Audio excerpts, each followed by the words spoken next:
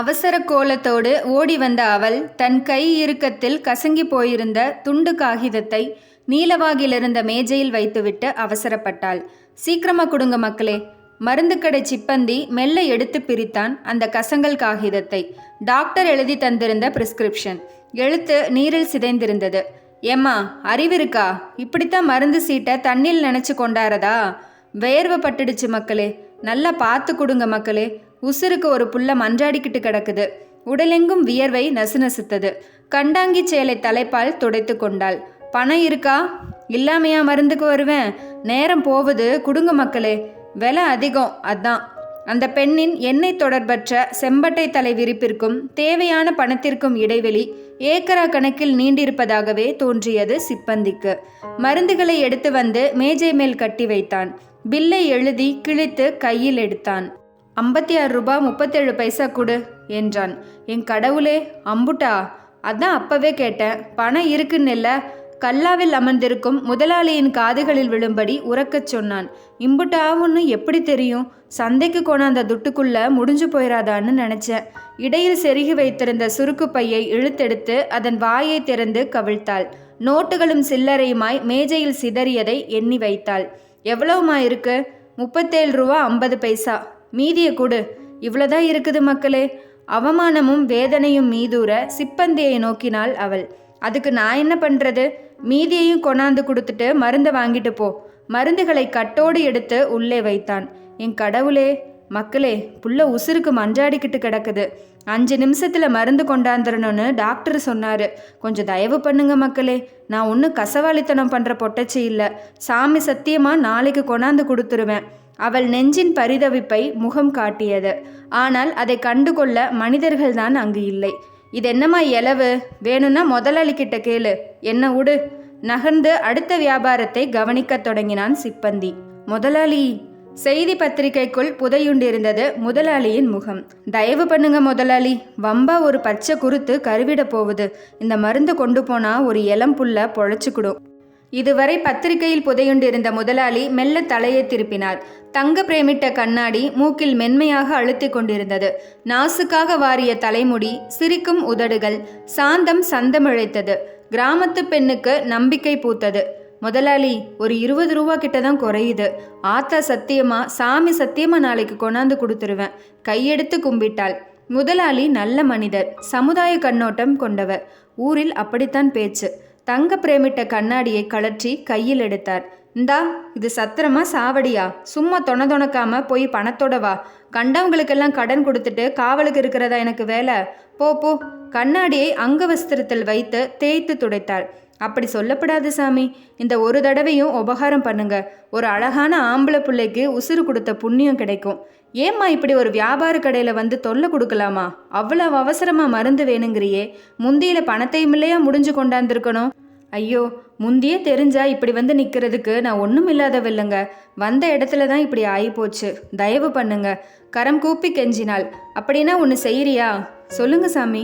உன் காதில் போட்டிருக்கிய பாம்படம், அதை கலற்றி வச்சுட்டு மருந்தை வாங்கிட்டு போ.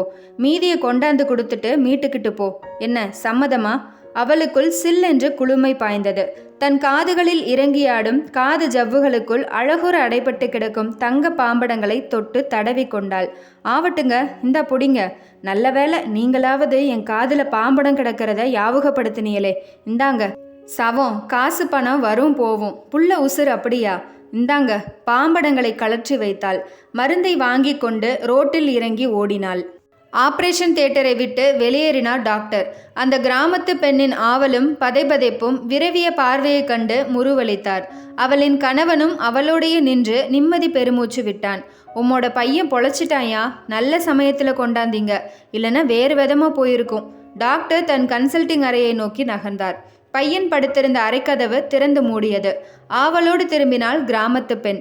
தாதியொருத்தி வெளியேறி டாக்டரின் அறைக்கு சென்றாள். பயத்துடன் நின்றிருந்தாள் கிராமத்து பெண். டாக்டர் வந்தார். அறையினுள் சென்றார். பையன் விழிச்சிட்டான். அம்மா அப்பான்னு கூப்பிடுறான். நீங்கள் 2 பேரும் உள்ளே வந்து பாருங்க. தாதியின் அழைப்பில் அவர்களுக்கு உயிர் மூச்சு சரிப்பட்டது. ஆவலோடு ஓடினர். அம்மா, எங்கள் அம்மா எங்க? அப்பா எங்க? பையன் டாக்டரை கேட்டான். இதோ நிற்கிறாங்க தம்பி. சார், பொய் சொல்லாதீங்க. எங்கள் அம்மாவை கூட்டிகிட்டு வர சொல்லுங்க. அவங்கள பார்க்கணும். நெற்றி புருவத்தை உயர்த்தி திரும்பினார் டாக்டர். இவனுக்கு தலையில் அடிபட்ட மாதிரி தெரியலையே, அப்புறம் எப்படி மூளை குழம்பியது? ஓ காட், பெற்றவங்களை கூட அடையாளம் தெரியாமல் தவிக்கிறானே. மனதிற்குள் நொந்தபடி கிராமத்து தம்பதியை பார்த்தார். சாமி, புள்ள சொல்கிறது நெசந்தாங்க. அதோட அம்மையும் அப்பச்சியும் யாருன்னு எங்களுக்கே தெரியாது. யாரு பெத்த புள்ளையோ. என்ன அப்படின்னா நீங்கள்? நான் அதுக்கு அம்மையும் இல்லை, அந்த மனுஷர் அப்பச்சியும் இல்லை. டாக்டர் அதிசயத்தார். ஆமாங்க தோரை, நாங்கள் 4வது கல்லில் இருக்கிற கிராமத்துக்காரவங்க. புள்ள காலேஜ்லேயோ எங்கேயோ படிச்சு புட்டு திரும்பி வந்திருக்குன்னு நினைக்கிறேன்.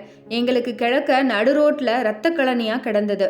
எந்த இடி உளுந்த லாரிக்காரனோ காருக்காரனோ புள்ளைய சைக்கிளோடு அடித்து போட்டுப்புட்டு நின்று பார்க்காம போயிட்டானுங்க. மனசு கேட்கல, தூக்கிக்கிட்டு ஓட்டமாக ஓடியாந்தோம். இதெல்லாம் ஏம்மா முன்னமே சொல்லலை? நீங்கள் ஒன்றும் ரோசிக்காதீங்க. உங்களுக்கு எவ்வளவு பீசுனாலும் நாளைக்கே கொண்டாந்து நான் கட்டிப்பிடுதேன். கிராமத்துக்காரியின் கணவர் தீர்க்கமாய் சொன்னார். அட அதுக்கில்லையா, இது போலீஸ் கேஸு. அவங்களுக்கு தகவல் சொல்லி அவங்களா கவர்மெண்ட் ஆஸ்பத்திரிக்கு அனுப்பணும்.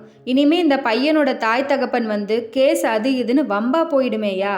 அது என்னங்க நியாயம்? சாவு போகிற பிள்ளைய காப்பாற்றாம சாவடிக்கணுமாக்கும். கிராமத்துக்காரி, உனக்கு அந்த நியாயமெல்லாம் விளங்காது. இருந்தாலும் நீ வித்தியாசமான மனுஷிதாம்மா. ஆமாம், யாரோ ஒரு பையனுக்காக நீங்கள் 2 பேரும் துடிச்சு போயிட்டீங்களே. இந்த காலத்துலேயும் இப்படி மனுஷங்களை பார்க்க முடியுமான்னு எனக்கே ஆச்சரியமாக இருக்குமா?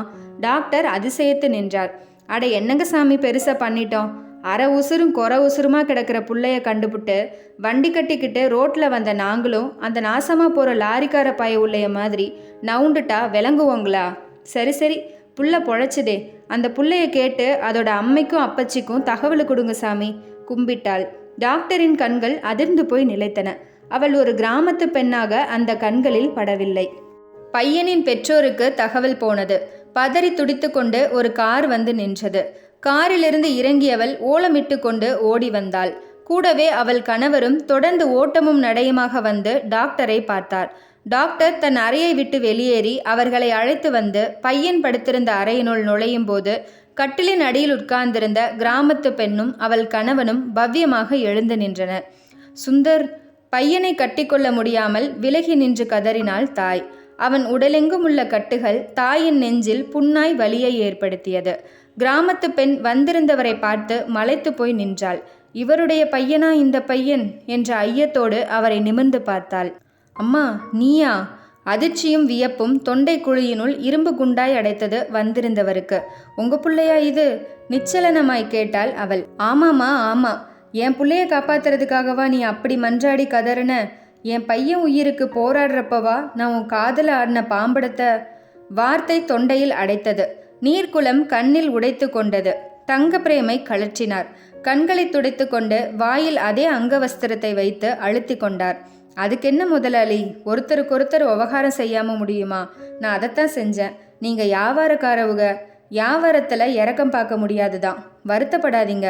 உங்கள் பிள்ளைய காப்பாற்றி உசுரோடு ஒப்படைச்சதே எங்களுக்கு லட்சம் கிடைச்ச மாதிரி. போயிட்டு வரோம். கைகளை உயர்த்தி கூப்பினாள். அம்மா நில்லு, உன்னோட பாம்படத்தை வாங்கிட்டு 2 நாள் எங்கள் கூட இருந்துட்டு போ.